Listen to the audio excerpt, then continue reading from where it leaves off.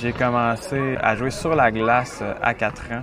Ça fait depuis que je suis tout jeune que je connais le milieu du hockey. J'ai commencé à goaler depuis que j'ai 7 ans. J'ai découvert en fait une passion pour le deck hockey à l'âge de 21 ans, exactement quand j'ai commencé à jouer. Puis j'ai découvert aussi que le sport grandissait énormément, il devenait de plus en plus sérieux.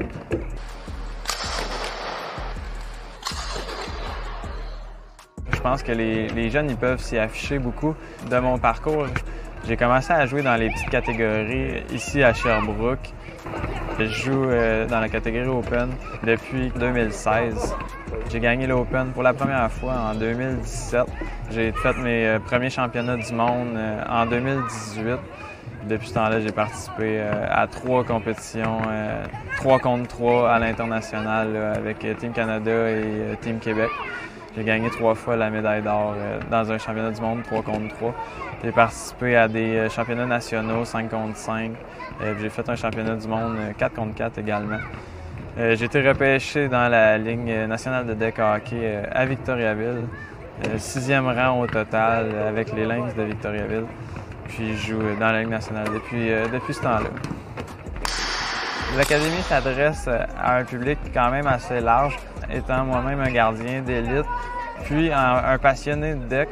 J'analyse énormément la position. Moi-même, je suis un gardien très, très technique, donc je suis capable d'analyser même les meilleurs gardiens de deck au niveau technique. Je peux également travailler avec les jeunes, les juniors, les femmes, les débutants sans problème. Je pense que j'ai une approche assez pédagogique pour pouvoir atteindre une clientèle très large.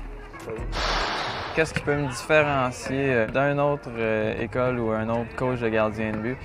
C'est sûr que moi, je suis vraiment passionné et vraiment axé sur le deck hockey.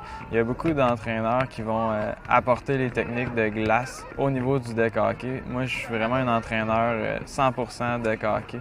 Tout ce que j'ai fait, c'est analyser la game du deck et apporter les techniques au niveau du deck, modifier les techniques pour que ça s'approprie vraiment au hockey-ball.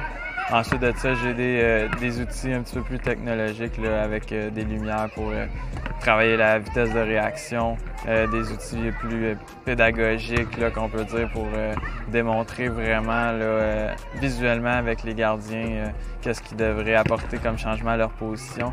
Tous les entraînements sont filmés. Je crois que c'est un outil qui est vraiment, vraiment important, que les gardiens peuvent voir leur erreur. Ça l'aide beaucoup à ce qu'ils modifient leur position qui est défaillante.